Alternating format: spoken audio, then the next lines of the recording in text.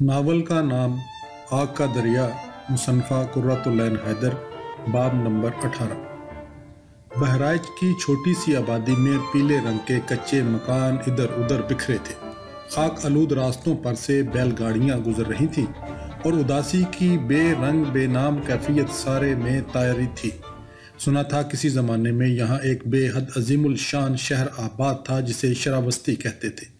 اس کے سومو ونشی بادشاہ بڑے جاہو جلال والے تھے اور نجومیوں نے شراوستی کے سہل دیو سے کہا تھا کہ ایک وقت آنے والا ہے جب اتر سے دیو ذات بلند و بالا ترک آ کر تمہارا خاتمہ کر دیں گے، اور غزنی کے محمود کا ایک سپہ سالار ادھر آیا جس کا نام مسعود غازی تھا، اور اس مسعود غازی نے سہل دیو کا خاتمہ کر دیا، اور دلی میں قطب الدین ایبک آیا اور اس کے سپہ سالار احمد بختیار نے کوشل دیس اور مگدھ اور بنگال کے سارے بت پرست بادشاہوں کا خاتمہ کر دیا، اور شراوستی اور نالندہ اور وکرم شالہ کے سارے برہمچاری اور بخشو اپنے اپنے پوتھی پترے وہیں چھوڑ کر ادھر ادھر بھاگ گئے یا مر کھپ گئے یا نیپال اور تبت کی اور نکل گئے۔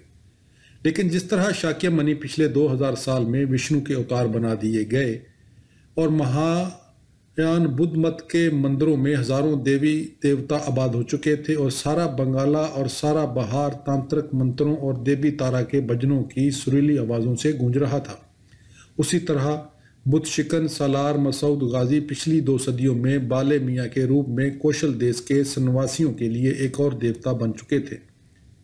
ان کے مزار پر گھی کے چراغ جلائے جاتے، ان کے جھنڈے اٹھائے جاتے، ہر سال دھوم دھام سے ان کی بارات نکلتی۔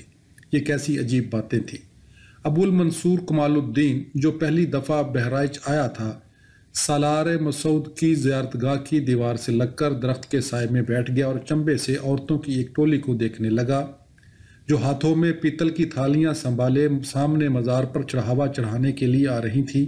یہ ہندو عورتیں تھیں اور گونالندا اور وکرم شیلا اور اجین اور امراوتی کے عظیم الشان بین الاقوامی دارالعلوم اب اجڑ چکے تھے، اور شراوستی کے پرانے آشرم سنسان پڑے تھے، اور ان پوتھی پتروں کو سمجھنے والا اب کوئی نہ تھا جو عجیب و غریب زبانوں میں لکھے گئے تھے، اور عجیب و غریب باتیں ان میں لکھی تھیں، ناقابل فہم فلسفے اور عقل سے بالاتر الہیات۔ مگر کچھ لوگوں کو پیدائشی سنک ہوتی ہے، اور کشمیر کے زین العابدین اور گوڑ کے الہ الدین حسین شاہ کی طرح جونپور کا حسین شرکی بھی انہی سنکی لوگوں میں سے تھا۔ ان بادشاہوں نے مزید بت شکنی کے بجائے ان پوتھی پتروں میں دلچسپی لینا شروع کر دی۔ حسین شرکی کو جب بھی دلی کے سلطان بہلول اور سلطان سکندر سے جنگ کرنے سے فرصت ملتی وہ اپنا تنبورہ لے کر بیٹھ جاتا۔ راگوں کی دنیا کی نئی نئی سیاحتیں کرنا یا قدیم نسخوں کی ورق گردانی میں مصروف رہنا۔ پچھلے دنوں اسے ایودھیا کے چند پنڈتوں سے معلوم ہوا تھا کہ بہرائچ کے کسی مٹھ میں 1.5-2 سال پرانے سنسکرت کے کچھ تام پتر موجود ہیں۔ اس نے اپنے کتب خانے کے جوان سال نگران ابو المنصور کمال الدین کو ان پنڈتوں سے ملنے کے لیے ایودھیا بھیجا۔ کمال الدین ایودھیا چند دنوں کے لیے گیا تھا، لیکن اس کا وہاں اتنا جی لگ گیا کہ اسے تقریباً یاد ہی نہ رہا تھا کہ اسے وہاں سے آگے ترائی کی طرف بھی سفر کرنا ہے، کیونکہ ایودھیا میں اسے انہی پنڈتوں میں سے ایک کی بہن نظر آئی جو چمپاوتی کہلاتی تھی۔ اپنے دقیانوسی فلسفوں کو چھوڑ کر سلطان کے حکم کے مطابق جن کی تلاش میں کمال ان کے پاس گیا تھا، سرجو کے کنارے رہنے والے یہ پنڈت لوگ ایک نئے چکر میں پڑے ہوئے تھے۔ اس چکر کا نام انہوں نے بھکتی رکھ چھوڑا تھا۔ وہ لوگ دن رات نرگن رام جپورے بائی کی رٹ لگایا کرتے۔ انہی کے یہاں کمال الدین شنکر آچاریہ اور ولبھ اور رامانند کے ناموں سے آشنا ہوا، اور اب وہ سب کے سب کاشی کے بھگت کبیر کے پیچھے دیوانے ہوئے جا رہے تھے۔ لیکن کمال کو بھگت کبیر یا کسی اور بھگت یا سنت یا آچاریہ سے کوئی دلچسپی نہ تھی۔ وہ اپنے آپ کو فلسفی نہیں سمجھتا تھا، وہ مورخ بننا چاہتا تھا، اور اسے دنیا کی قوموں کی تاریخ بڑی عجیب لگتی۔ سلطان نے اسے مختلف مبہم قسم کی تاریخیں لکھنے پر مامور کر رکھا تھا۔ اس کا وقت بہت اچھا کٹ رہا تھا، لیکن اب سلطان کا حکم تھا کہ پنڈتوں کی مدد سے سنسکرت اور پالی اور پراکرت اور ارد مگدی میں لکھی ہوئی ان بے تکی کتابوں کا فارسی میں ترجمہ کرے۔ یہ کام بھی زیادہ غیر دلچسپ نہ تھا، گو وہ جلد از جلد جونپور واپس جانا چاہتا تھا، جہاں شاہی محل میں سلطان کی بھانجی رہتی تھی جس کے لیے اس نے بہت سی نظمیں لکھی تھی۔ اور جس کے تصور میں اس نے بہت سی چاندنی راتیں کتب خانوں کی برجیوں میں بیٹھ کر جاگتے ہوئے گزار دی تھی۔ لیکن ایودھیا میں اسے ایک برہمن زادی ملی جو اسے ہر وقت کبیر کی باتیں کیا کرتی، اس سے الٹی سیدھی بحثیں کرتی، اور کچھ عرصے کے لیے وہ جون پور کی شہزادی کو بھول گیا۔ اب وہ چمپا پتی ہی کے خیال میں کھویا رہتا، کیونکہ وہ بڑی انوکھی، بڑی نئی سی چیز تھی، ناجیہ اور ام رباب اور شہزادی سلیمہ بانو بیگم سے بالکل مختلف۔ مرد ہمیشہ تنوع پسند رہتا ہے۔ پرانی کتابوں کی جستجو میں وہ سارے مٹھوں میں گیا جو 500-600 سال قبل یہاں شنکر آچاریہ کے چیلوں نے قائم کیے تھے۔ شراوستی کے کھنڈروں میں گھوما جو بہرائچ کی بستی صحت مہت کے علاقے میں پڑے سائیں سائیں کر رہے تھے، اور جہاں دن میں الو بولتے تھے اور رات میں چمگادڑیں اپنے پر پھیلاتی ہیں۔ ایک روز اسے انہی کھنڈروں میں پتھروں اور شتیروں کا ایک بہت بڑا انبار نظر آیا، جس کے چاروں طرف گلیاں تھیں۔ یہاں کبھی شاندار بازار رہا ہوگا اور اونچی اونچی حویلیاں بنی ہوں گی۔ وہ حیرت اور اشتیاق کے ساتھ اس عمارت کے اندر گیا، اس کے سارے کمروں میں گھوما۔ گودام، نشست کے ایوان جن کی دیواروں میں آتش دان تھے، کوٹریاں، غسل خانے، آبگنوں میں بنے ہوئے کنویں اور تالاب۔ مکان کے شمال مشرقی حصے میں چھوٹا سا مندر تھا، جنوب مشرقی کونے میں باورچی خانہ تھا۔ 15-16 کمرے سارے میں پھیلے تھے، چاروں طرف برآمدے تھے، اوپر کی منزل میں جھروکے تھے، اور وسط میں آنگن کے گردا گرد جو برآمدی تھا اس کے ستون ٹوٹے پھوٹے بکھرے پڑے تھے۔ ان ستونوں کے اختتام پر ہاتھی کے سر تراشے ہوئے تھے۔ یہ جانے کس کا مکان رہا ہوگا، کمال نے سوچا۔ پھر اس نے ایک دیہاتی کو آواز دی جو گھاس کا گٹھا سر پر اٹھائے سامنے کی شکستہ گلی میں سے گزر رہا تھا۔ دیہاتی رک گیا اور اسے پراسرار سوالیہ نظروں سے دیکھنے لگا۔ کمال کو ایک پھریری سی آئی، اس نے ہمت کر کے حلق صاف کیا اور بولا، اے بھائی، جانتے ہو یہ کس کا مکان ہے؟ یہاں کے راجا کا تو نہیں؟ راجا کا؟ دیہاتی کھلکھلا کر ہنسا، گویا بہت بڑا لطیفہ اس نے سنا ہے۔ ارے راجا کا مکنوا اتنا چھوٹا؟ راجا کے محلوا پر تو ہل چل گئیں۔ ای تو ہاجرن برس پرانی حویلی ہے، پرکھن سے سنے ہیں۔ ای ماکو باہمن پروہت رہت رہے، ان کا لڑکوا ہو بڑا اودوان رہا۔ اس لڑکے کا نام جانتے ہو؟ ہم کا جانے، ہم نیچ نام نہیں یاد رکھت ہن، نام مٹ جات ہیں، خالی کھدے کا نام امر ہو۔ اتنا کہہ کر وہ اپنا گٹھا سنبھال کر آگے بڑھ گیا۔ کمال کو بڑی جنجلاہٹ محسوس ہوئی۔ سلطان کا فرمان ہے اس ملک کی تاریخ لکھو۔ ایسے ابدیت پرست لوگوں کی تاریخ کس طرح لکھی جا سکتی ہے جو اپنے نام یاد رکھنے کی ضرورت ہی نہیں سمجھتے؟ پھر اس نے مٹھ میں جا کر ایک پنڈت سے پوچھا، کھنڈروں میں سے جو سب سے بڑا کھنڈر ہے وہ کس کا ہے؟ اس نے بھی کمال کو بڑی پرسرار نظروں سے دیکھا، گویا یہ غیر ملکی عالم کیسا فضول سوال کر رہا ہے۔ یہاں ان گنت چکرورتی راجا ہو کر گزرے ہیں، چندر گپت موریہ، اشوک پریا درشن، سمدر گپت، چندر گپت موریہ سے قبل یہاں بڑے بڑے چترکار رہتے تھے اور سنگ تراش اور لیکھک، لیکن ان کے نام ہم کو معلوم نہیں۔ نام مٹ جاتے ہیں، انسان زندہ رہتا ہے۔ لا حول والا قوت، کمال نے دل میں کہا۔ تاریخ لکھنا ناممکن ہے۔ ان تام پتروں کے مصنفوں کا نام بھی موجود نہیں تھا جن کا ترجمہ کروانے کے لیے وہ یہاں آیا تھا۔ وہ گھوم پھر کر اسی کھنڈر میں واپس آ گیا اور ٹوٹے ہوئے ستون پر بیٹھ کر سوچنے لگا اب کیا کرے۔ یک لخت اسے بغداد اور نیشاپور کی یاد نے بے طرح ستانا شروع کر دیا۔ باب نمبر 19۔ کمال اس ملک میں تازہ وارد تھا، اسے جون پور میں رہتے صرف چند سال گزرے تھے۔ 22 سال کی عمر تک اس نے بغداد کے مدرسے میں بہت سی کتابیں پڑھ ڈالی تھیں، بہت سے نظریوں پر غور و فکر کیا تھا۔ وہ بخارا کے ابن سینا، الفارابی اور ایران کے فخر الدین رازی اور اندلس کے ابن رشد اور ابن العربی کا مفصل مطالعہ کر چکا تھا۔ ابن خلدون کو وہ اپنا گرو سمجھتا تھا اور ارادہ کر رہا تھا کہ عرب اقوام کی تاریخ لکھنا شروع کرے۔ ابن خلدون کے مکتب سے تعلق رکھنے والے چند مفکروں سے ملنے کی غرض سے وہ مغرب کی طرف روانہ ہونے والا تھا جب قاہرہ میں اسے اطلاع ملی کہ اس کے باپ کا انتقال ہو گیا ہے۔ واپس لوٹا اور وہاں سے ایران چلا گیا۔ نیشاپور میں اس نے اپنے ایک دوست سے سنا کہ اہل سیف کے ساتھ ساتھ اہل علم بھی اب ایک نئے ملک کا رخ کر رہے ہیں جس کا نام ہے ہند۔ کمال نے اپنی محبوب کتابیں اپنے ساتھ لیں اور وسط ایشیا، کشمیر اور لاہور سے ہوتا ہوا تغلق آباد پہنچا۔ دنیا عجیب ہنگاموں کے دور سے گزر رہی تھی، بلکہ کمال کو تو یاد تھا کہ تاریخ میں کوئی دور ایسا نہیں آیا جب بیچارے انسان پر کوئی نہ کوئی قیامت نہ گزری ہو۔ پچھلی صدیوں میں تاتاریوں کی یلغار نے ملکوں کو تہہ و بالا کر دیا۔ عیسائی ستوریوں اور ایران کے آتش پرستوں اور اندلس کے یہودیوں اور عرب کے مسلمانوں نے مل جل کر علم کا جو دھوم دھام سے چراغاں منایا تھا وہ صحرائے گوبی سے اٹھنے والی زرد آندھیوں نے سارا کا سارا بجھا کر رکھ دیا۔ بنو امیہ کا دمشق، بنو عباس کا بغداد، عبد الرحمن کا اشبیلیہ آنکھوں کے سامنے کیسی کیسی تصویریں کھینچتی تھی۔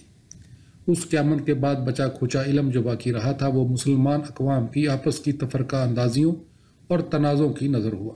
خیالات کا ایتھنز جسے دوبارہ آباد کیا گیا تھا بغداد کے ساتھ ساتھ اجڑا، اسکندریہ کی خانقاہیں سنسان ہوئی، صرف ایک خیال باقی رہا، دنیا ناپائیدار ہے، دنیا فانی ہے، دنیا قابل نفرت ہے۔ فلسفہ اب محض شیعوں کا پیشہ سمجھا جاتا تھا اور شیعہ بڑی گڑبڑ پھیلاتے تھے۔ ہر قسم کی نظریاتی اور سیاسی فتنہ پردازی ان کی گٹی میں پڑی تھی۔ اب سلجوقی ترکوں کا دورہ تھا۔ ان جہان بانوں کو نت نئے ملک تسخیر کرنے سے ہی کہاں فرصت تھی کہ وہ فلسفے کی ریشہ دوانیوں میں اپنا سر کھپاتے، اور بہرحال وہ بھی راس العقیدہ کٹر سنی مسلمان تھے، اجمی شیعوں کی طرح بدعتی تھوڑا ہی تھے۔ عربوں کا ذہن، ایرانیوں کے فنون لطیفہ، تاتاریوں کے حملے سے سب کا خاتمہ بالخیر ہو چکا تھا، مگر اس کے 100 سال بعد سمرقند اور ہرات میں پھر روشنی ہوئی، مصوری میں چین اور ایران کے نقوش ہم آہنگ ہوئے، یہ تخریب پسند تاتاری مغرب میں مسلمان ہوئے، مشرق میں انہوں نے بدھ مذہب اختیار کیا۔ سبتگین کے دور میں کابل کے ہندو ترکی شاہیہ بادشاہ مسلمان ترکوں میں تبدیل ہوئے۔ گو انسان کو اب بھی چین نصیب نہیں تھا۔ محمود کے متعلق البرونی نے کہا کہ ہندو اس حملے سے ریت کے ذروں کی طرح بکھر گئے۔ ان کی کہانی داستان پارینہ میں شامل ہو چکی ہے۔ جو باقی ہیں وہ مسلمانوں سے شدید نفرت کرتے ہیں۔ جس طرح بغداد اور اسکندریہ تباہ ہوا تھا اسی طرح متھرا اجڑا اور نالندہ، کنوج اور اجین، یہ سب انسانوں کی بستیاں تھیں جن میں عام مرد اور عورتیں رہتے تھے، اور جنہوں نے ان کو ختم کیا وہ بھی عام انسان تھے۔ مگر اس افراتفری، اس قتل و غارت، ان جنگوں اور مارکوں کے گرد و غبار کے پیچھے علم کے چراغ ٹمٹماتے رہے، کتابیں لکھی جاتی رہی، درس و تدریس کا سلسلہ جاری رہا، انسانیت کا چراغ کبھی نہ بجھ سکا۔ اور اسی خونریز دور میں جنوب کے پرسکون ساحلوں پر خوبصورت کلیسا تعمیر کیے جا رہے تھے، اور یہودیوں اور عیسائیوں کی شاداب بستیوں میں پھولوں کے تہوار منائے جاتے تھے، اور عرب تاجروں کی آبادیوں میں رات کے وقت قانون، عود، نئے اور نفیر کی آوازیں بلند ہوتی تھیں، اور مہابلی پورم کے مندروں میں رقص ہوتا تھا۔ یہ لوگ بھی عام انسان تھے مگر امن سے رہنا جانتے تھے۔ انتشار اور بدامنی کے اس دور میں صوفیوں کی خانقاہوں میں علم محفوظ رہا، اور خرقہ پوش قلندر اب ایک ایک کر کے اس نئے ملک کی طرف آ چکے تھے اور آ رہے تھے جسے محمود نے تسخیر کیا تھا۔ ان قلندروں نے بنگال، بہار، اودھ، راجستھان، دکن اور گجرات، سندھ اور پنجاب میں نئے وہار آباد کیے۔ محمود یہ نہ جانتا تھا کہ خیالات کے صنم خانے ہمیشہ آباد رہیں گے۔ دنیا کا نقشہ بدل چکا تھا۔ کرتبہ کی مسجد میں عیسیٰ بن مریم کے مجسمے سجا دیے گئے تھے۔ قسطنطنیہ کے کلیسائے صوفیہ کے میناروں سے اذان کی آواز بلند ہو رہی تھی۔ تموچن کا پوتا، ترچھی آنکھوں اور پیلی رنگت والا چغتائی ترک دلی کو تہس نہس کر کے سمرقند واپس جا چکا تھا۔ شرقیہ سلطنت ہند میں تہذیب کا عظیم الشان مرکز بنی ہوئی تھی۔ جونپور شیراز ہند کہلا رہا تھا۔ اس سلطنت کو قائم ہوئے ابھی فقط 70 سال گزرے تھے۔ صاحب کراں کے حملے کے بعد کی گڑبڑ سے فائدہ اٹھا کر ملک الشرق خواجہ جہاں نے اس کی بنیاد ڈالی تھی۔ اس کے سلاطین اپنے آپ کو غیر ملکی نہیں گردانتے تھے۔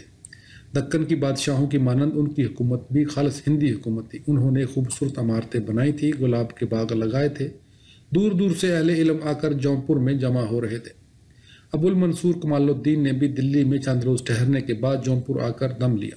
اس کے سامنے ایک بالکل نئی عجیب و غریب دنیا پھیلی ہوئی تھی۔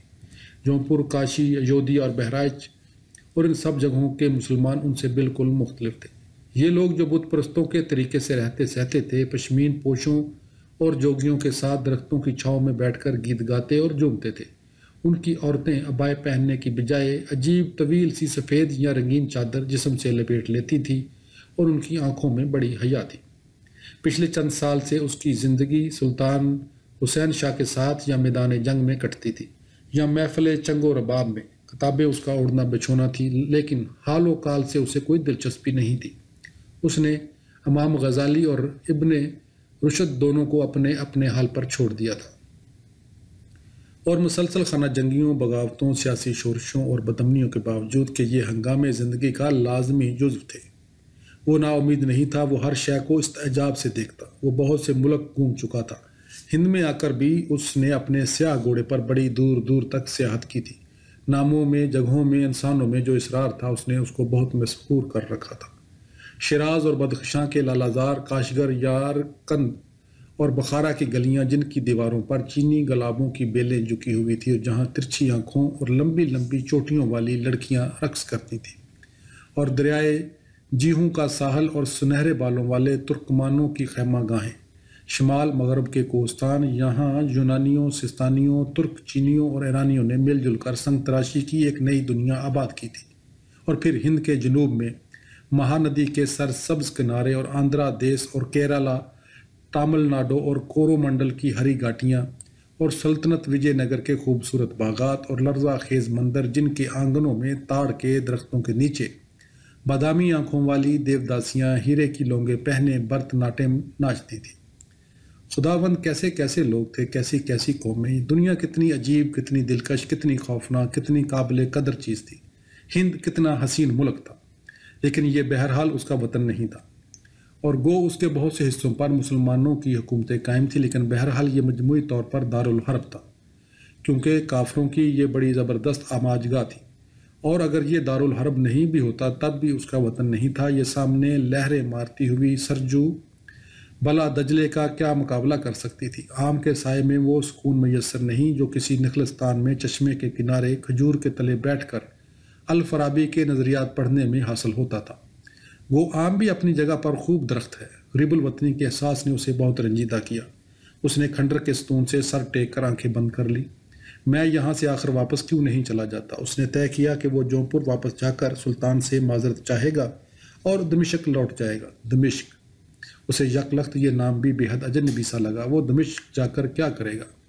نیشاپور میں اس کا کیا رکھا ہے؟ بغداد کو اس سے اب کیا واسطہ؟ یہ سوچ کر بھی اسے بڑا دکھ ہوا، اور اس قدر بے تکے لوگوں سے اس کا سابقہ پڑا ہے۔ اس نے ایک آنکھ کھول کر اس کسان کو دیکھا جو انگوچھا سر پر لپیٹے زور زور سے 12 ماسا الاپتا بستی کی اور لپکا جا رہا تھا، اور جس کے پس منظر میں سارا عبرانی تمدن تھا، اور وہ کلدانی اور قبطیوں اور اسوریا والوں کی روایات، اور یونان تھا، اور روم، اور مقدس سلطنت روم کی مشرقی مملکت جسے ورثے میں ملی تھی، اور عجم کے گلستان، اور نیل کے ساحل، اور مغرب کے لامحدود پہاڑی سلسلے۔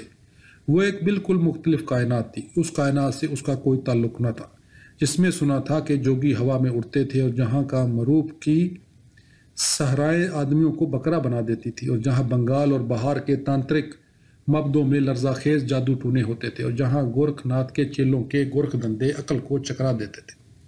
لیکن ابو الریحان البرونی نے اس ملک کی تعریفوں میں زمین و آسمان کے کلابے ملائے تھے، اور ضیاء الدین برنی کی تاریخ کمال نے پڑھ رکھی تھی جو فیروز شاہ کے زمانے میں لکھی گئی تھی۔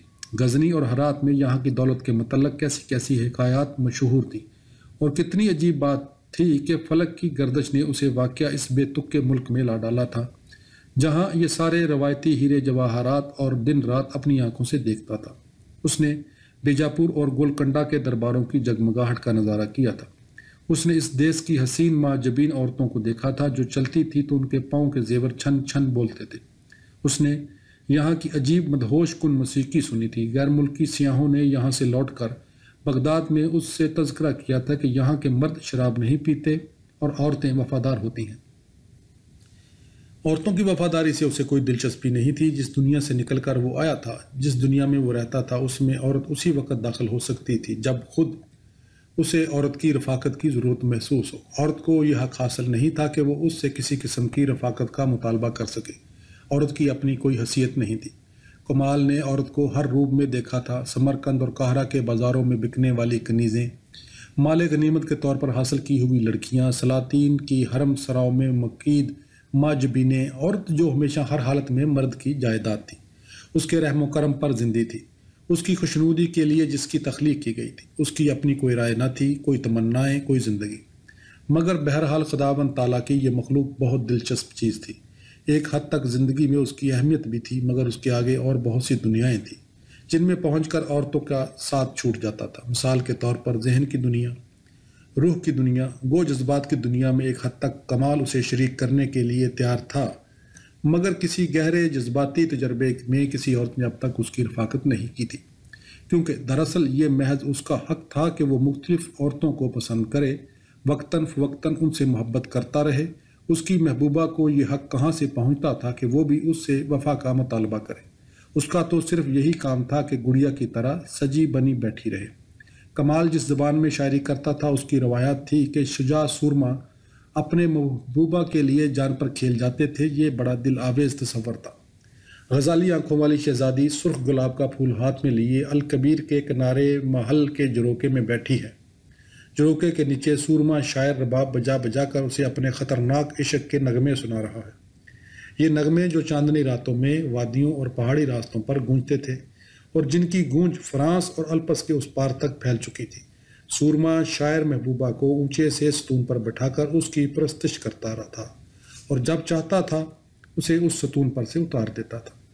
اس اجنبی بے تکے ملک میں آن کر اس نے خدا کی خوبصورت بے زبان مخلوق کو ایک نئے روپ میں دیکھا۔ وہ تو خود ہاتھ میں رباب لیے محبت کے نغمے الاپ رہی تھی، رادھا بن کر کرشن کی پرستش کرتی تھی، لیکن یہ پرستش اتنی عظیم چیز تھی کہ اس کے قابل بننے کے لیے کرشن کو خدا کا درجہ حاصل کرنا پڑا تھا۔ وہ ہنستے ہنستے آگ کے شعلوں میں بھی کود جاتی تھی۔ اس کی وفا شاعری کی قسمیں بڑے بڑے ولی اللہ کھاتے تھے۔ کمال چپ چاپ کھنڈر کی سیڑھیوں پر بیٹھا سامنے کی اور دیکھتا رہا۔ اسے وہ سارے نغمے یاد آئے جو چند روز پہلے ایودھیا میں چمپا نے اسے سنائے تھے۔ یہ نغمے بھجن کہلاتے تھے اور کرشن اور رام کی بھکتی کا ان میں تذکرہ تھا۔ ان سے زیادہ سرشاری کی کیفیت اس نے پہلے کبھی کسی زبان کی شاعری میں نہیں دیکھی تھی۔ پچھلے 3 سال میں اس نے جون پور کے شاہی کتب خانے میں رہ کر اس ملک کی مختلف بولیاں سیکھی تھیں۔ اسے اپنے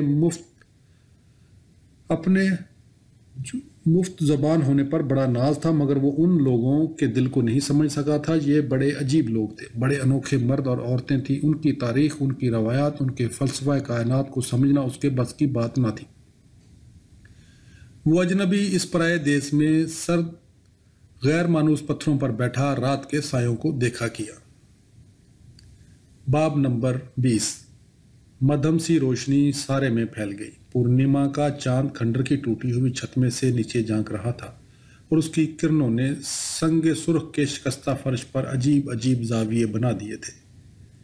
فرش پر طرح طرح کے مبہم نقش و نگار بنے ہوئے تھے جن کو سینکڑوں برساتوں نے مٹا کر بے حد مدھم کر دیا تھا۔ یہ ترشول اور زندگی کا درخت اور زمین کا کمل اور کائنات کا پہیہ اور کنول کا سنگھاسن اور آگ کا ستون، جانے ان انوکھی علامتوں کا کیا مطلب ان لوگوں کے ذہن میں رہا ہوگا، معنی کیا ہوتے ہیں؟ کمال حیرت سے ان نقوش کو دیکھ کر سوچتا رہا۔ باہر مہوے کے باغ پر ہولناک ہلاکت کے سناٹا منڈلا رہا تھا۔ پھر اس سناٹے میں عجیب و غریب آوازیں بلند ہونا شروع ہوئیں۔ ایسا لگا جیسے تاریک ویران گلی میں سے باری باری رتھ گزر رہے ہیں اور ان رتھوں پر زرتار چھتروں کے نیچے کانوں میں سونے کے کنڈل اور 2 شالے اوڑے اجنبی انسان بیٹھے اسے جھانک رہے ہیں۔ اندھیرے میں ان کی آنکھیں فاسفورس کی طرح چمک رہی تھیں اور وہ بڑے خوفناک طریقے سے ہنستے تھے، اس کا منہ چڑھاتے ہوئے گویا کہتے ہوں، دیکھو جس طرح ہم ختم ہوئے ہیں تم بھی نیست و نابود کر دیے جاؤ گے۔ اس کے سامنے ٹوٹے ہوئے دروازے میں چندر گپت نری چندر کھڑا تھا اور انسانوں کا چاند ہند کا سمراٹ، مگر وہ یہاں کہاں سے آیا؟ کمال نے لاہور پڑھی اور وہ تو عیسیٰ کے پیدا ہونے سے 300 سال پہلے ہی جہنم واصل ہوا تھا۔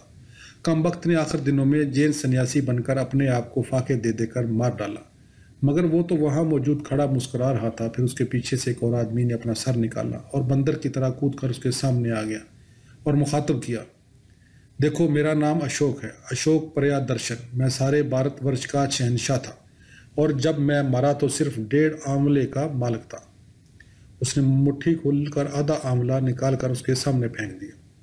اس کے بعد ان پلید روحوں کی یلغار شروع ہو گئی۔ وہ رتھوں سے اتر کر سارے میں پھیل گئے، بندروں کی طرح شہتیروں سے لٹک گئے، ستونوں پر جا چڑھے، آنگن کے خشک حوض میں کلابازیاں کھانے لگے۔ ان سب نے مل کر باریک آواز میں کووں کی طرح کائیں کائیں شروع کر دی۔ وہ سب کمال کے چاروں طرف ناچ ناچ کر ایک ساتھ چلا رہے تھے۔ میں برت منی ہوں، میں نے رقص اور تمثیل کے قوانین بنائے تھے۔ میں تکشلا کا وشنو گپتا ہوں، میں نے ارتھ شاستر لکھی تھی۔ میں راجا بوجھ ہوں، میں محض گنگوا تیلی ہوں۔ اندھیرے آسمان پر بادل گرج رہے ہیں، میں کالی داس ہوں۔ میں کنوج کا راج شیکھر ہوں، مجھے ببوتی کہتے ہیں۔ میں کانیا کج میں رہتا تھا، میں نے مالتی مادو لکھا تھا۔ میں برتری ہری ہوں۔ میں نے کہا تھا نا کہ دنیا میں محض ایک رنگ بھومی ہے اور ہم سب اداکار ہیں۔ تم نٹ ہو، میں نٹ ہوں، ہم سب نٹ ہیں۔ مٹی کی گاڑی ہانکتا ہوا شدرک، ڈرامہ مٹی کی گاڑی کا مصنف، صحن سے باہر چلا گیا۔ پھر چھن چھن کرتی بہت سی پچھل پیائیاں ایک قطار میں آن کھڑی ہو گئی اور اٹھلانے لگی۔ ہم کشمیر، اڑیسہ اور آندھرا پردیش کی رانیاں ہیں جو بڑی شان سے حکومت کرتے تھے۔ میں شہزادی راجیشری ہوں۔ میں نے اپنی بحثوں سے چین کے عالموں کا ناطقہ بند کر رکھا تھا۔ میں کمار دیوی ہوں۔ میرا نام پرباوتی تھا۔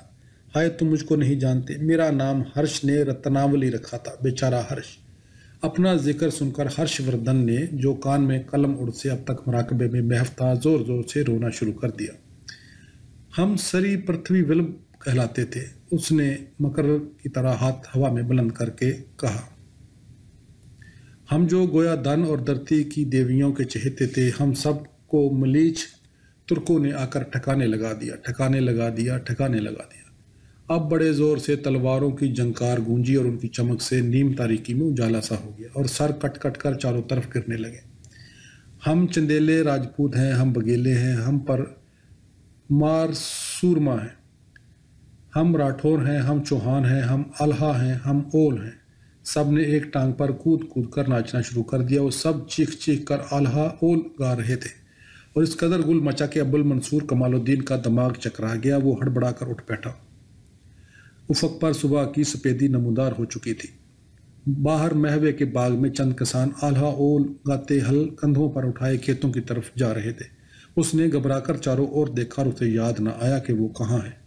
یہ بہرائچ تھا اور وہ بت پرستوں کے زمانے کے ایک کھنڈر میں لیٹا ہوا تھا۔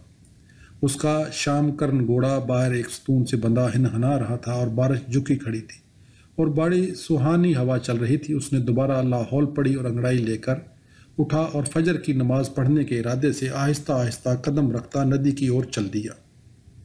باب نمبر 21۔ دن بھر پنڈتوں کے ساتھ تام پتروں پر سر کھپانے کے بعد کمال مٹھ کے باہر گھاس پر بیٹھا سوچ رہا تھا کہ کل صبح سویرے وہ ایودھیا کی طرف واپس لوٹ جائے گا۔ معاً بارش کا قطرہ اس کے چہرے پر آن گرا۔ اس نے سر اٹھا کر دیکھا، افق پر گنگور گٹائیں امنڈ کر اٹھی تھی۔ بہت جلد ندیاں نالے چڑھ جائیں گے، مینڈک ٹرائیں گے، جل تھل ایک ہوگا۔ کمال نے ایک چھپر کے نیچے جا کر پٹکا کھولا اور کچے فرش پر لیٹ گیا۔ پھر اس نے ایک زوردار انگڑائی لی۔ مدتوں بعد یہ پہلا موقع تھا جب مال کو لگاتار 3-4 مہینے بعد اطمینان کا سانس لینا نصیب ہوا۔ شرقی سلاطین کی دہلی کے بادشاہوں سے مستقل جنگیں چھٹی رہتی تھیں۔ کمال کو کوئی دن ایسا یاد نہ تھا جب کسی نہ کسی نئے مارکے کی وجہ سے اس کے کتب خانے کے کام میں خلل نہ پڑتا ہو۔ پہلے سلطان محمد شاہ اور اس کے بھائی شہزادہ حسین میں جنگ ہوئی۔ پھر شہزادہ حسین نے جون پور کا سلطان بن کر خود دلی پر چڑھائی کر دی۔ ان مارکوں میں کمال سلطان کے ساتھ کالپئی اور اٹاوے اور سنبل میں مارا مارا پھرتا۔ مہینوں اس نے بدیوں، کوئل، مارہرا، شمس آباد اور برن کی خاک چھانی۔ برکھا شروع ہو چکی تھی۔ ندیوں اور جھیلوں پر بارش کی بوندوں کی ہلکی ہلکی دھند چھا رہی تھی۔ بہرائچ پورب میں راپتی بہتی تھی، پچھم میں سرجو رواں تھی۔ یہ دونوں ندیاں بڑی دور نیپال دیش سے نکل آئی تھیں اور کس بے پرواہی سے اپنی منزل کی طرف رواں تھیں۔ یہ سامنے والی سرجو جو بت پرستوں کی نظر میں بڑی مقدس تھی، یہ دریاؤں کا مقدس ہونا کمال کی سمجھ میں نہ آیا۔ اسی طرح گاتی گنگناتی کچھ آگے جا کر گاگرا سے مل جاتی تھی اور گاگرا کے کنارے ایودھیا آباد تھا جہاں چمپاوتی رہتی تھی اور بارش ہو رہی تھی، اور اس وقت وہ اسی سرجو ندی کے کنارے کہیں کسی درخت میں جھولا جھولتی اور ساون گاتی ہوگی، کیونکہ کمال کو اچانک خیال آیا کہ لو ساون کا مہینہ آن پہنچا۔ یہ موسموں کا سحر ہر مہینے کے نام کے ساتھ اس کی اپنی کیفیت تھی۔ اس مناظر، اپنے رنگ، اپنے راگ۔ چند ماہ قبل وساکھ تھی، سارے میں بسنت رت چھائی تھی۔ پھر جیٹھ اور آساڑھ کا مہینہ آیا جب مہوا کے باغ میں لوئیں چلتی تھی اور بیل درختوں سے ٹپ ٹپ کرتے تھے۔ پھر بھادوں آئے، پھر کوار اور کاتک جب اداس چاندنی خنک زرد رنگ سارے میں گول دے گی۔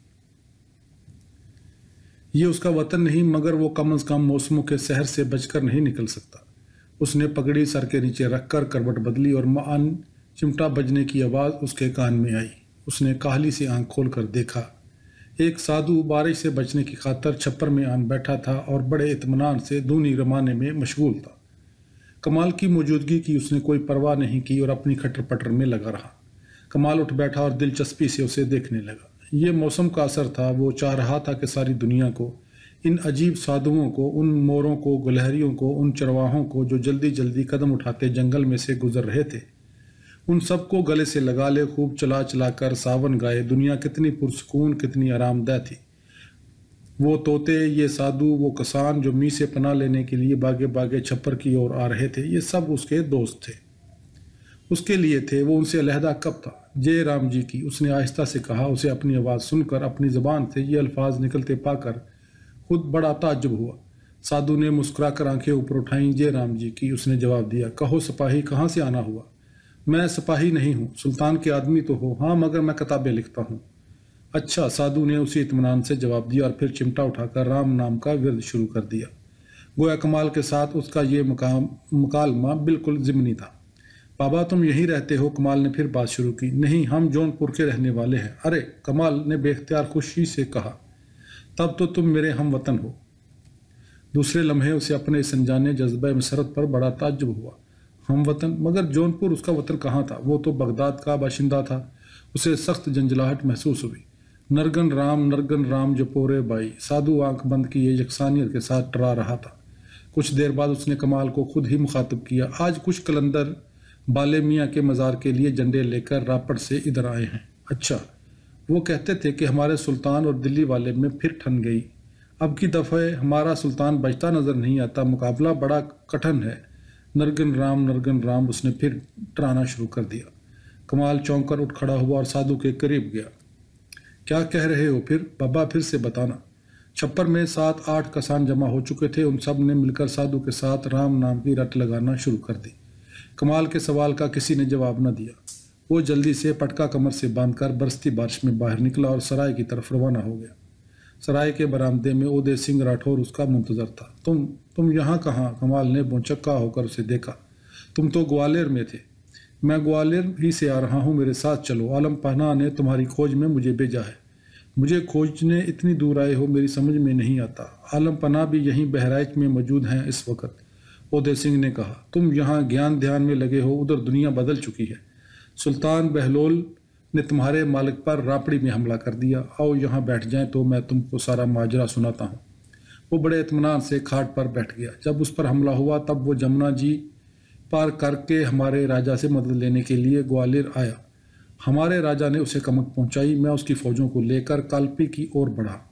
گمسان کا رن پڑا۔ اودے سنگھ نے خالص فوجیوں والی تفصیل سے سنانا شروع کیا۔ پھر وہ جھک کر تنکے سے برآمدے کے کچے فرش پر نقشہ بنا کر کمال کو سمجھانے میں منہمک ہو گیا۔ یہ دیکھو، ادھر بہلول کی فوجیں ہیں، ادھر ہم ہیں، بیچ میں جمنا میاں ہے۔ اب نہ ہم ندی پار کر سکتے ہیں نہ وہ۔ سمے بیتتا جاتا ہے، تب ایک دن کیا ہوتا ہے کہ ترلوک چند سلطان بہلول کو ندی پار کروا دیتا ہے۔ پھر وہ ٹھٹک گیا۔ ترلوک چند کو جانتے ہو؟ نہیں۔ بکسر کا حاکم ہے، بکسر گئے ہو؟ نہیں۔ کمال جلا گیا۔ اصل واقعہ بیان کرو، ہوتا کیا؟ دلی کی فوجیں برابر ہمارا پیچھا کرتی رہیں۔ ہم جونپور کی طرف لوٹے، وہاں بھی دلی والوں نے ہمارا مقابلہ کیا۔ ہم جونپور کو خدا حافظ کہہ کر بہرائچ آ گئے۔ تمہارا جونپور اب سنسان پڑا ہے، اس میں دن کے وقت الو بولتے ہیں۔ چلو میرے ساتھ۔ وہ اٹھ کھڑا ہوا۔ عالم پناہ نے کہا تھا تم کئی مہینے سے یہاں ہو، صبح سے تم کو ڈھونڈتا پھر رہا ہوں، مٹھ کے پنڈتوں سے تمہارا ٹھکانہ معلوم ہوا۔ کمال نے تلوار کمر سے باندھی اور اودے سنگھ کے ہمراہ لشکر کی سمت روانہ ہو گیا جو راپتی کے کنارے ٹھہرا ہوا تھا، ادھر جدھر جیت ون تھا۔ باب نمبر 22۔ بہرائچ سے وہ لوگ کنوج گئے جو کالندی اور گنگا کے سنگم پر آباد تھا۔ وہاں بھی انہیں بہلول لودھی سے شکست کھانا پڑی اور بالآخر سلطان حسین تھکا ہارا بہار میں پناہ گزین ہوا۔ بہار یہاں ایک نیا علاقہ تھا، ہرا بھرا خوبصورت، جہاں سون ندی بہتی تھی، جہاں چاندنی راتوں میں نالندہ کے دارالعلوم کے کھنڈر دل میں عجیب دہشت پسند پیدا کرتے تھے۔ یہاں ابو المنصور کمال الدین سلطان حسین کے دوسرے وفادار امراء اور افسروں کے ساتھ بیٹھ کر منصوبے بناتا تھا کہ جونپور کی سلطنت دوبارہ کس طرح حاصل کی جائے۔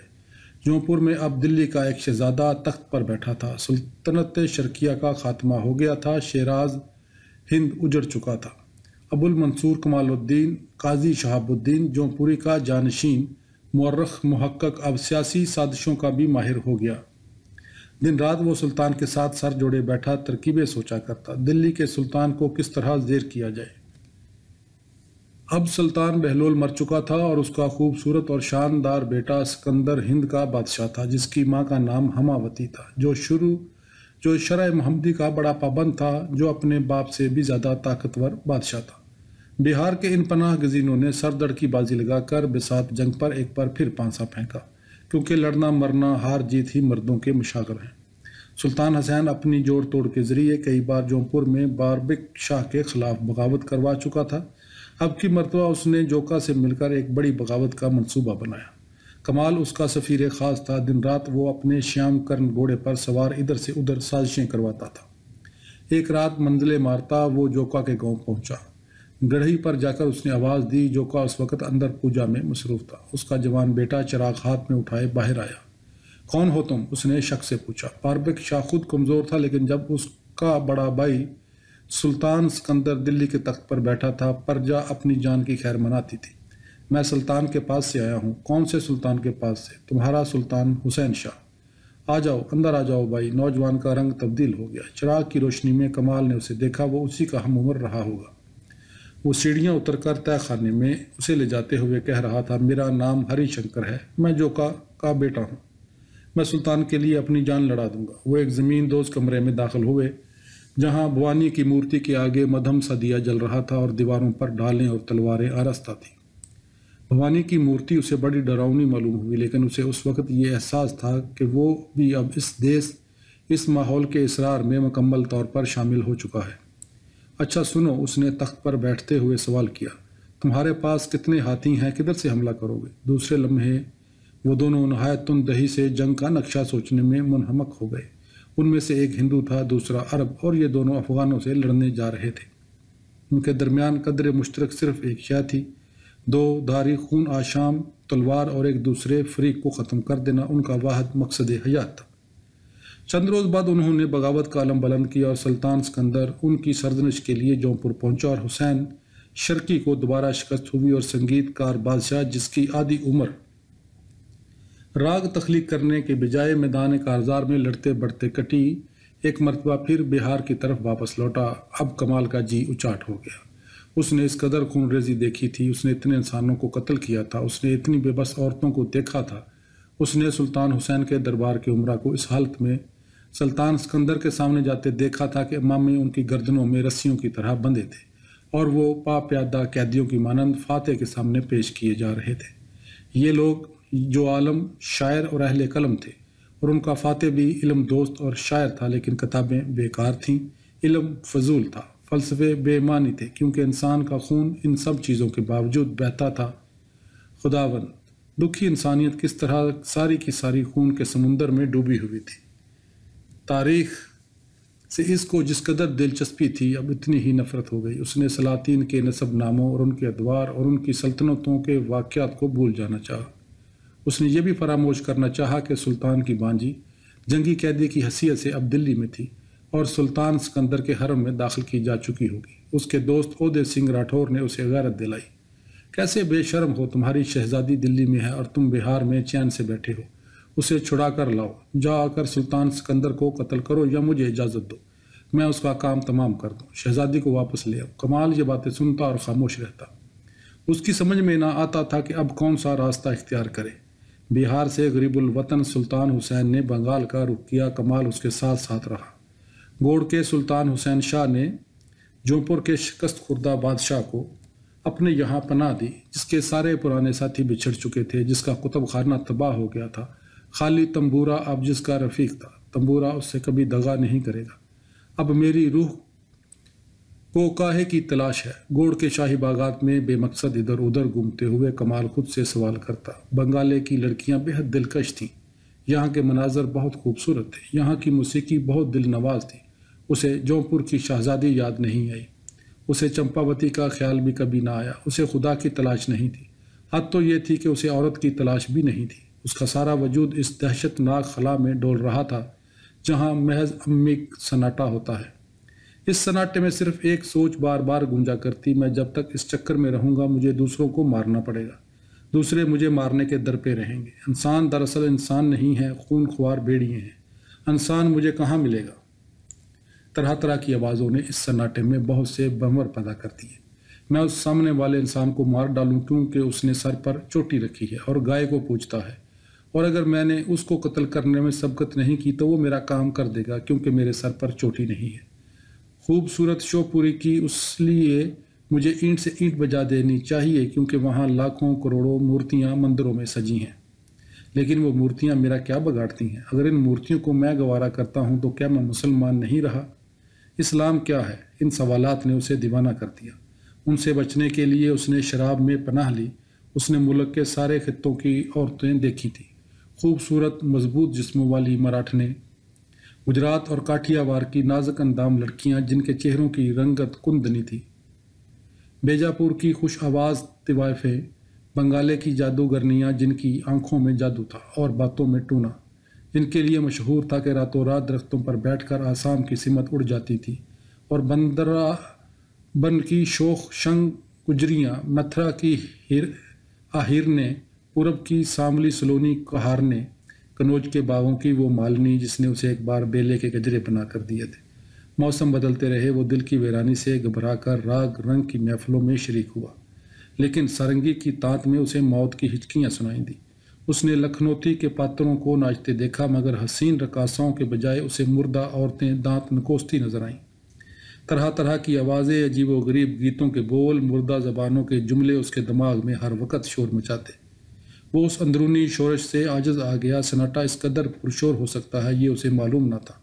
وہ جو حفت زبان تھا، اس نے کوشش کی کہ ساری بولیاں، سارے الفاظ کسی طرح بھول جائے۔ حافظہ کس قدر اذیت دہ شے تھی۔ ایک روز کسی نے چپکے سے اس کے کان میں کہا، ہیرا جنم امول تھا، کوڑی بدلے جائے، ہیرا جنم مول تھا، ہیرا جنم مول تھا۔ وہ جنجلا کر کسی دوسری رقاصہ کے یہاں پہنچتا، اس سے کہتا، گن کری چھیڑو، مدھو مادی سناؤ، للتا راگ الاپو۔ وہ تمبورا اٹھاتی، وہ وہاں سے بھی بھاگ نکلتا۔ مغنیہ کے گیتوں کے بجائے کوئی دوسرے الفاظ اس کا تعاقب کرتے۔ سانس نکارا کوچ کا، سانس نکارا کوچ کا، باجت ہے دن رین، دن رین، دن رین۔ آخر اس نے لکھنوتی گوڑ اور سنار گاؤں کی چہل پہل چھوڑ کر دیہات کا رخ کیا، جہاں صرف گہرے رنگوں کی راج دہانی تھی اور تالابوں میں کنول کے سرخ پھول جگمگاتے تھے، اور جہاں بڑا ہل اور مولری کی چھاؤں میں وشنو پجاری اور پجارنے رادھا اور کرشن کی محبت کے گیت گاتے تھے۔ ویرانوں میں اسے اگلے وقتوں کے ونگا پتی اور گوڑیشور، مشرقی اور مغربی بنگال کے پال بادشاہوں کے سنسان محل نظر آئے جن میں سے گھاس اگی ہوئی تھی۔ ان کی دیواروں پر اس نے رقاصوں کے مجسمے دیکھے، ترچھی آنکھوں والی لڑکیاں جو یہاں سے مور پنکھی جہازوں پر بیٹھ کر جاوا کے شلندر دربار میں رامائن کا سنگیت ناٹک دکھانے کے لیے جاتی تھی۔ اس وقت ان کے خوبصورت بازوؤں اور طویل آنکھوں پر چھپکلیاں چل رہی تھیں۔ پال اور سین بادشاہوں کے محلات کے کھنڈروں کے سائے میں کوئی قدیم قبرستان تھا جس کی شکستہ دیوار کے نیچے ایک بوڑھا ہانپتا کانپتا بیٹھا گھانس رہا تھا۔ برابر کے کھیت میں ہل چلایا جا رہا تھا، سامنے مہانند اوریا بل کھاتا بہہ رہا تھا۔ تب اچانک اس کے دماغ کا شور تھوڑا سا مدھم ہوا۔ اس بانی کا مطلب اس کی سمجھ میں تارے کی طرح روشن ہونا شروع ہوا جو مدتیں گزری ایودھیا میں اسے کسی نے سنائی تھی۔ اس سے کسی نے کہا تھا، آج کال کے بیچ میں جنگل ہوگا باس، اورے اورے ہل چلیں گے، ڈور چریں گے گھاس، ڈور چریں گے گھاس، ڈور چریں گے۔ آخر جب دل کی وحشت نے زیادہ زور باندھا تو اس نے بنگال سے نکل بھاگنے کا ارادہ کیا۔ حسین شرکی کو گوڑ میں اس طرح تنہا چھوڑ کر بھاگتے ہوئے اسے اپنے آپ سے بڑی شرم آئی، مگر جذبے سب اضافی ہوتے ہیں، اس نے اپنے آپ سے کہا، اور ایک روز خاموشی سے شاہی محلات سے نکل کھڑا ہوا۔ گنگا کے گھاٹ پر پہنچ کر وہ ایک جہاز پر بیٹھ گیا۔ اسے معلوم نہیں تھا کہ جہاز کس طرف جا رہا ہے۔ دریا پر روشنیاں جگمگا اٹھی، لنگر اٹھایا گیا، ملاح بشاش آوازوں میں گا رہے تھے۔ کمال ایک کونے میں بیٹھا رہا، وہ جہاز پریاگ جا رہا تھا، پریاگ جو کاشی سے آگے تھا۔ عظیم گنگا بہت دور سے بہتی ہوئی آ رہی تھی، اس کے ایک سرے پر اتھاہ سمندر تھا۔ کمال نے آنکھیں بند کر لیں، دن گزرتے گئے، کشتی گنگا کی سطح پر آگے بڑھتی رہی۔ مسافروں سے بھری ہوئی کشتی میں بڑی چہل پہل تھی۔ پاگل پور کے قریب ایک گاؤں سے باراتی دلہن کا سرخ ڈولا لے کر کشتی میں سوار ہوئے۔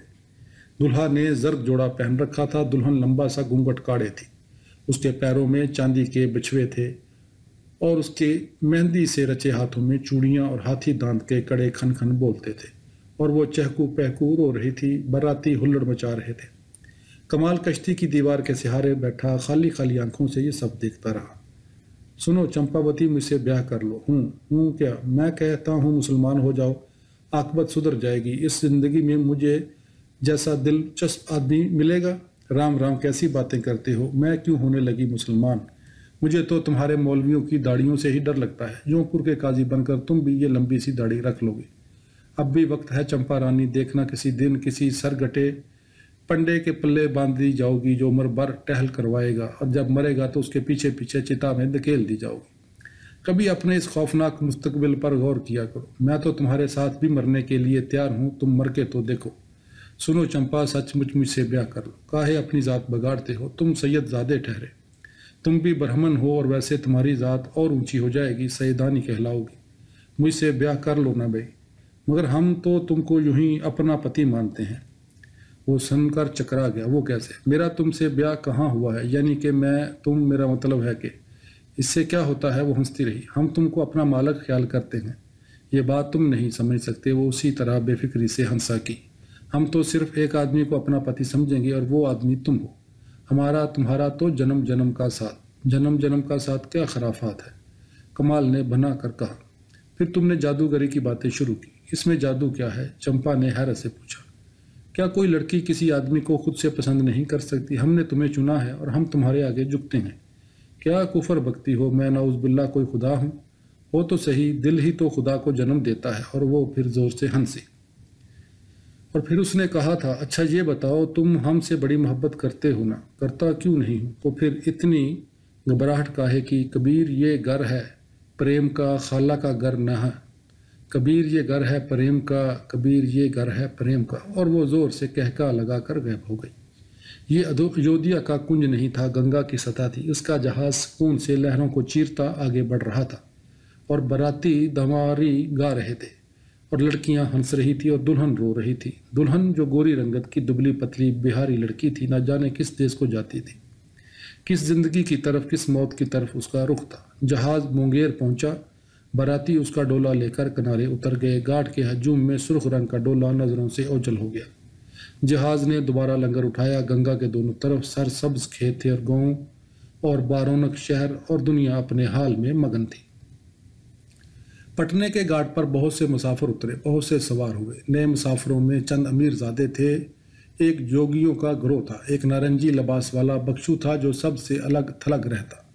پٹنے کے امیر زادے دن بھر چوسر کھیلنے میں مصروف رہتے۔ کاٹھیا واڑ کے دو تاجر جو اپنا سامان لے کر دلی جا رہے تھے، اپنے بہی کھاتے میں لگے تھے۔ جوگی رام دن میں منہمک تھے۔ کمال کی طرف کسی نے توجہ نہیں کی۔ بکشو نے اس کا امیرانہ لباس دیکھا اور چپ چاپ جا کر ایک کونے میں بیٹھ گیا۔ کچھ دیر بعد ان جوگیوں میں سے ایک کمال کے قریب سے گزرا۔ وہ وضاقتہ سے ہندو نہیں معلوم ہوتا تھا، کیونکہ اس کے سر پر چوٹی نہیں تھی۔ بھائی تم مسلمان ہو؟ کمال نے ہمت کر کے اس سے پوچھا۔ انسان ہوں، اس نے مختصر جواب دیا۔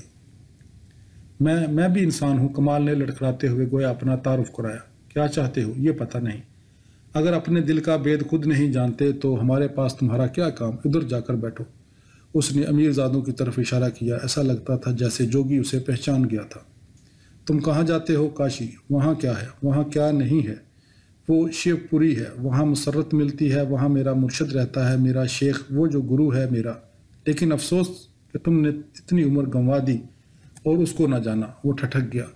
تم جونپور کے کمال الدین ہو نا؟ کمال مبہوت ہو کر اسے دیکھ رہا تھا۔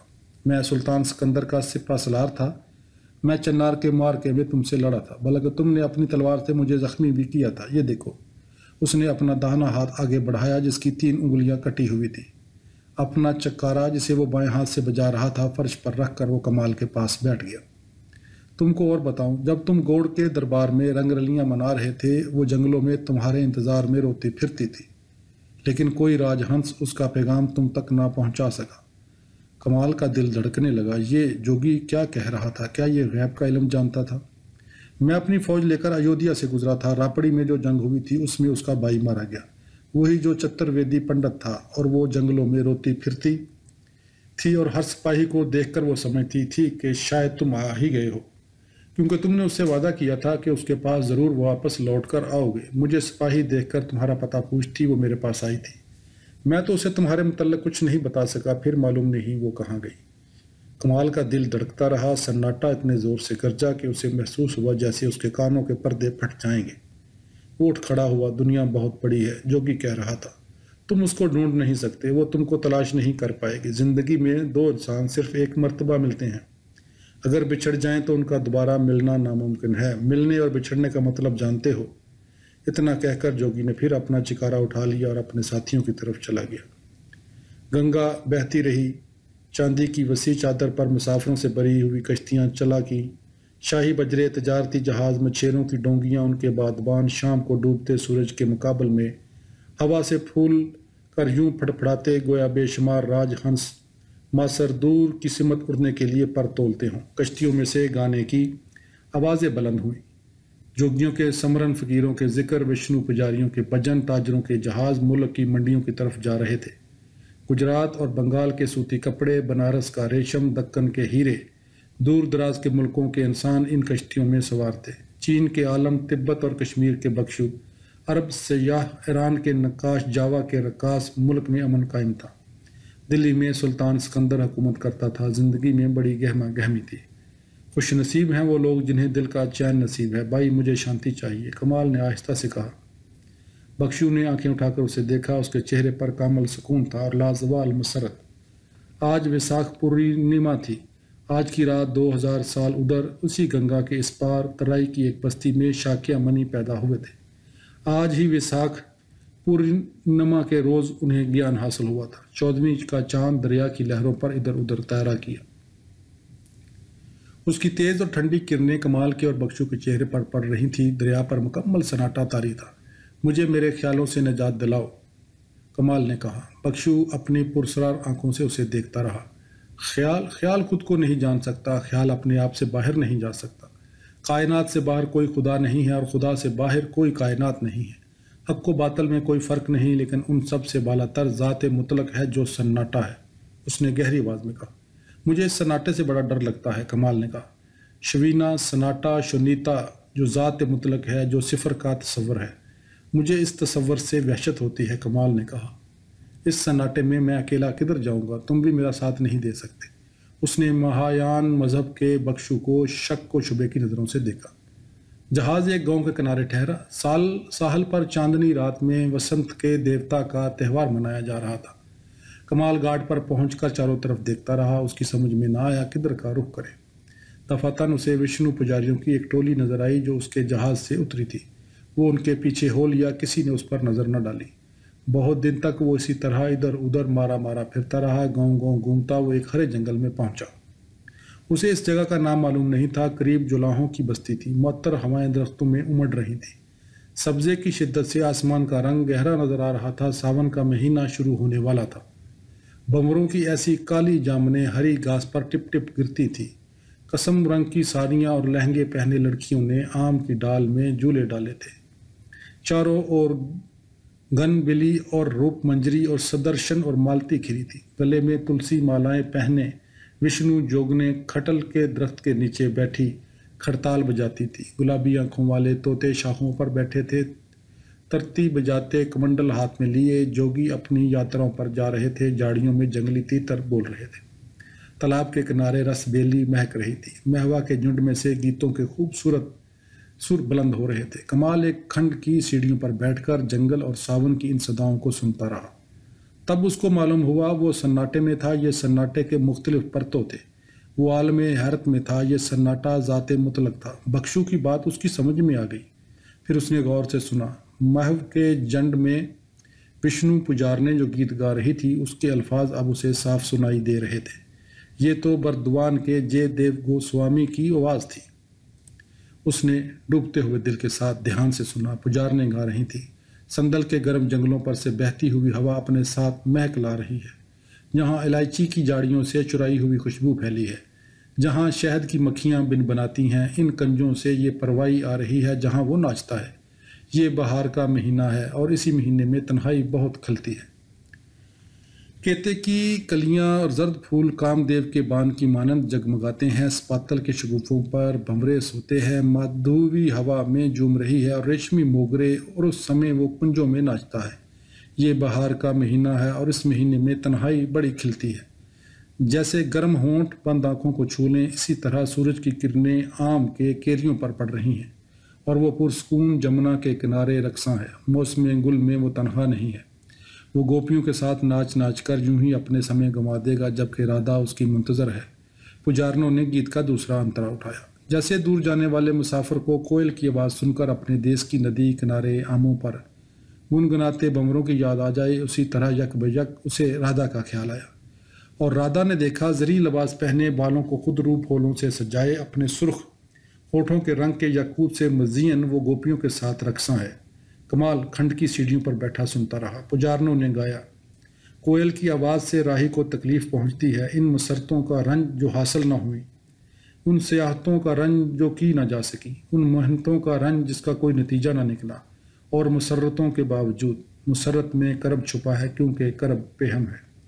کمال اٹھ کھڑا ہوا، پجارنوں کی آواز، جے دیو کے الفاظ رفتہ رفتہ دور ہوتے گئے، اور جے دیو نے کہا تھا، میں منتظر ہوں، محبت تو وہ بھی کرتا ہے جس نے محبت دیر میں شروع کی۔ مہری اور گوریا چڑیوں کی سنگت میں وہ جنگل کے سایہ دار راستوں پر ادھر ادھر بھٹکتا پھرا، اور تب دفعتاً درختوں کے جرمٹ میں اسے گنگا کا پانی جلملاتا نظر آ گیا۔ اسے معلوم نہ تھا کہ وہ اس طرح گھومتا پھرتا بنارس پہنچ چکا ہے۔ سامنے دوسرے کنارے پر شو پوری تھی، جس کے شوالوں کے کلش دھوپ میں چمک رہے تھے اور سینکڑوں ہزاروں گھنٹے ایک ساتھ بج رہے تھے، اور ہوا میں عود کی مہک تھی، اور گلیوں میں عبادت کے پھول بکھرے پڑے تھے، اور گھاٹ کی لاتعداد سیڑھیوں پر لوگ نہا رہے تھے۔ کاشی، ازلی اور ابدی شہر۔ وہ درختوں کی چھاؤں میں دن بھر بے مقصد پھرتا رہا، اب اس کے پیروں میں سکت باقی نہیں تھی اور وہ بے طرح تھک چکا تھا۔ جنگل کے اختتام پر جولاہوں کی بستی تھی۔ وہ تھکے تھکے قدموں سے اس کی چوپال کی طرف بڑھا۔ ایک اہاہیر نے اسے سر جھکائے جاتا دیکھ کر اسے کہا، بھیا لگت ہے تم بہت دور سے آئے رہے ہو، تمرے پیرن ماں ماٹی کتنی لاگی ہے؟ ہاں، اس نے جواب دیا، میں نے بہت لمبا سفر طے کیا ہے۔ آؤ بیٹھو، ستو کھاؤ، آہیر نے کہا اور اسے ایک سائبان میں لے گیا۔ کپڑوں سے تو بڑے دنوان دکھلائی پڑت ہو، اس اچرچ میں کاہے پھرے ہو؟ سلطان کے مفتی ہو؟